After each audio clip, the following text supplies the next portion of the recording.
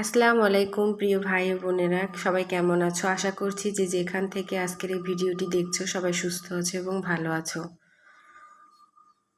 চলে আসলাম আবারও একটা নতুন ভিডিও নিয়ে তোমাদের সামনে।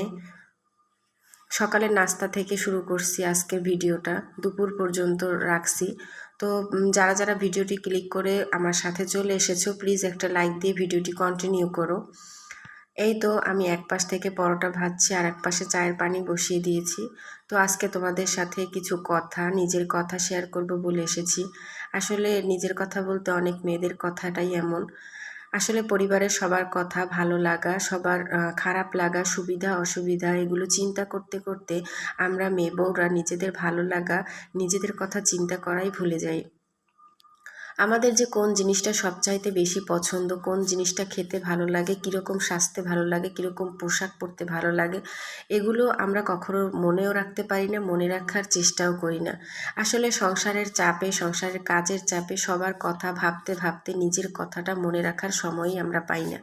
এই দিক থেকে আমার দুই ছেলে মেয়ে, মানে আমার দেবরের মেয়ে, আমার বড় ছেলে কিন্তু স্কুলে যাওয়ার জন্য তৈরি হয়ে নিচে গেছে। ওর বাবা দিয়ে আসবে ওদের স্কুলে, এই যে ওদের বাবাও গেল। তো সেটাই একটু ভিডিও করে রাখলাম তোমাদের সাথে শেয়ার করার জন্য। আসলে আমার মেয়ে মাঝে মাঝে আমাকে জিজ্ঞেস করে, মা তোমার কোন জিনিসটা ভালো লাগে, তোমার কীরকম ভালো লাগতো, তুমি স্কুল জীবনে কেমন ছিলা, কেমন তুমি চলতা, কেমন তুমি সাজতা, কেমন খাবার তোমার পছন্দ ছিল।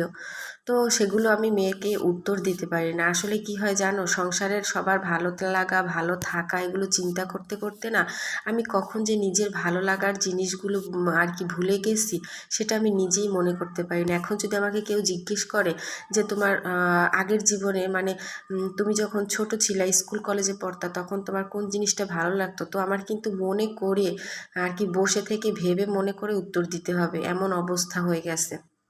এইদিকে দেখো আমার আরাফসোনা তার দাদু ভাইয়ের সাথে যাবে চুল কাটার জন্য।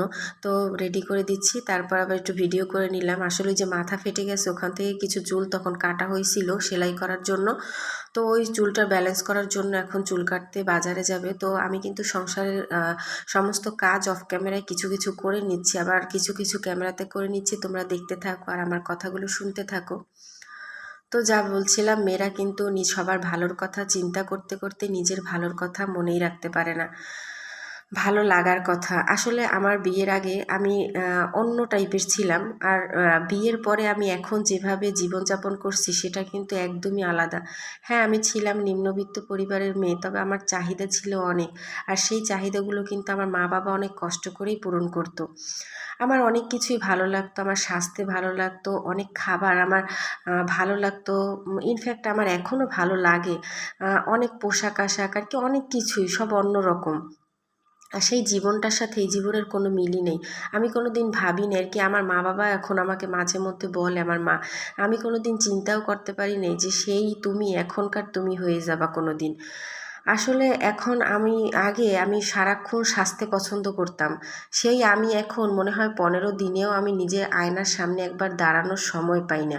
আবার অনেক সময় সময় পেলেও মনে হয় কি না, কাজটাই করি, আয়নার সামনে গিয়ে আর এখন কি হবে। আবার আমার অনেক কিছু ভালো লাগতো খাবারের মধ্যে, সেগুলো কেই বার মনে রাখে। সংসারে সবার ভালো লাগার মনে রাখার দায়িত্ব রাখার তো আমার একমাত্র আমার। সেগুলো আমার ভালো লাগা খারাপ লাগার দায়িত্ব আর কি, আমার ভালো লাগার কথা মনে রাখার দায়িত্ব সংসারে অন্য কারো না, তাই না? বউদের ভালো লাগা খারাপ লাগা দিয়ে সবার কী বার হবে। তো আমার কিন্তু অনেক খাবারও পছন্দ ছিল, সেগুলোর মধ্যে সিঙ্গারা ছিল অন্যতম। সিঙ্গারা যদি আমি পাইতাম তো আর কি, যখন আমি স্কুল জীবন কলেজ জীবনে ছিলাম আমি কিন্তু 5-6টা সিঙ্গারা একাই খেয়ে ফেলতাম 1 মিনিটের মধ্যে। আর এখন সেই যে ভালো লাগা, এখনও কিন্তু ভালো লাগে, তবে বাসায় সিঙ্গারা আনলে এখন কিন্তু বাচ্চাদেরকে খাওয়াই, নিজে পেলে খাই, না পেলে খাই না, কিন্তু আমার ভালো লাগাটা কিন্তু কেউ মনে রাখে না। এদিক থেকে আমার শ্বশুরাব্বু আমাকে একটা ঝাড়ু এনে দিচ্ছে, সেই ঝাড়ুটা দিয়ে আমি ঝাড়ু করার সময় অনেকটা ফুল পড়ে। তো আমি কি করলাম, চিরুনি দিয়ে ঝাড়ুটা ভালো করে আঁচড়ে নিছি যাতে ফুলগুলো পড়ে যায়। আর তারপর একটা কস্টেপ দিয়ে একটু গোড়া থেকে একটু নিচে নামিয়ে কস্টেপটা দিয়ে ভালো করে আটকে নিচ্ছি যাতে ফুলটা ভেঙে ভেঙে না যায় ঝাড়ু দেওয়ার সময়। তো তোমরা চাইলে অনেকে কিন্তু এই কাজটা করতে পারো। আর অনেক আপুরা তো আমার থেকে অনেক অভিজ্ঞ, অনেক কিছু জানে, তো তাদের জন্য বলছি না, যারা না জানো তাদের জন্য বলছি। তো আমার অনেক ভালো লাগার জিনিস আমি হারিয়ে ফেলেছি, আর এখন চাইলেও যদি মনের কোনায়ও কোথাও গিয়ে আসে তবু না সেটা আমি জায়গা দিতে চাই না। সংসারের কাজের চাপে বাচ্চার কোনটা ভালো লাগে, স্বামীর কোনটা পছন্দ, শ্বশুর শাশুড়ি কোন কাজটা করলে খুশি হবে, দেবর জায়ের সাথে কোন কাজটা করলে ঝামেলা হবে না, এইগুলো মনে রাখতে রাখতে না নিজের ভালো লাগা খারাপ লাগা সব কিছু বিসর্জন দিয়ে দিয়েছি।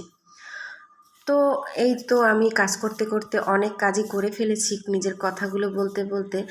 এদিক থেকে আমি অনেক কাপড় চোপড় নিছি, তারপর ক্লিপের জন্য একটা ব্যাগ নিছি। আমি কিন্তু এই ছাদে যাচ্ছি, এখন ছাদে গিয়ে কাপড় চোপড়গুলো ভালো করে ধুয়ে পরিষ্কার করে দড়িতে মেলে দিয়ে আসবো। তারপর আমি অফ ক্যামেরাতে অনেক কাজ করে নিছি। এখন এই দেখো একটা রুমে চাদরটা আমি পাল্টে নিছি, সেটা একটু তোমাদের সাথে শেয়ার করলাম। এই যে দেখো এই চাদরটা কেমন হয়েছে বা কেমন দেখাচ্ছে বিছানায় বিছানোর পর, সেটা কিন্তু তোমরা কমেন্টের মাধ্যমে জানাতে পারো। তোমাদের ভাইয়া সেদিন শপিংয়ের সাথে এই চাদরগুলো এনেছিল, তোমরা তো জানোই। তো সেটা আমি গুছিয়ে নিয়েছি। তোমরা কিন্তু আমাকে কমেন্টে জানাবো অবশ্যই। যারা লাইক দিতে ভুলে গেছো অথচ এখন আমার ভিডিও দেখছো, প্লিজ আপুর একটা লাইক দিয়ে দিও। তোমাদের একটা লাইক, একটা কমেন্ট, একটা শেয়ার আমার স্বপ্ন পূরণের পথে আরও এক ধাপ এগিয়ে নিয়ে যেতে পারে। তো তোমরা সবাই আমার একটু সাহায্য করো প্লিজ, তোমাদের কাছে রিকোয়েস্ট রইল। তারপর আমি এই রুম টুম গুছানোর পর এখন চলে যাব রান্নাঘরের কিছু আর কি এলোমেলো করে একটু গুছাইছি। আসলে আর কি এই ডান পাশে আমার রাইস কুকার ছিল, তো সেখান থেকে সরিয়ে অন্য জায়গায় রাখছি। রান্নাঘরটা যেহেতু ছোট, তো আমি আমার নিজের প্রয়োজন অনুযায়ী এটা গোছাতে পারি না, শুধু জায়গার অভাবে। তো আমি আর কি হালকা পাতলাভাবে যেভাবে পারছি গুছাইছি। রাইস কুকারটা সরাইছি, কারণ রাইস কুকারটা আমার সবসময় প্রয়োজন হয় না, সেই জন্য। আমার রান্নাঘরটা অনেক কিছু কেনা লাগে, আর আমার রান্নাঘর না আমার যেহেতু বাড়ি করা হয়েছে নতুন, তো ঘরে অনেক কিছুই কেনা দরকার। আস্তে আস্তে সবই কিনবো, তবে সময় লাগবে, এটা টাকার ব্যাপার, মুখের কথা না। তো তোমাদের সাথে আস্তে আস্তে সব কিছু শেয়ার করব। দুপুরে এই যে আমি নিচের কাজকর্ম শেষ করে তারপর বড় ছেলেকে খাইয়ে দিলাম। তো আজকের ভিডিও এই পর্যন্ত থাকবে, দেখা হবে নতুন কোনো ভিডিওতে। সেই পর্যন্ত সবাই ভালো থাকবা, আল্লাহ হাফেজ।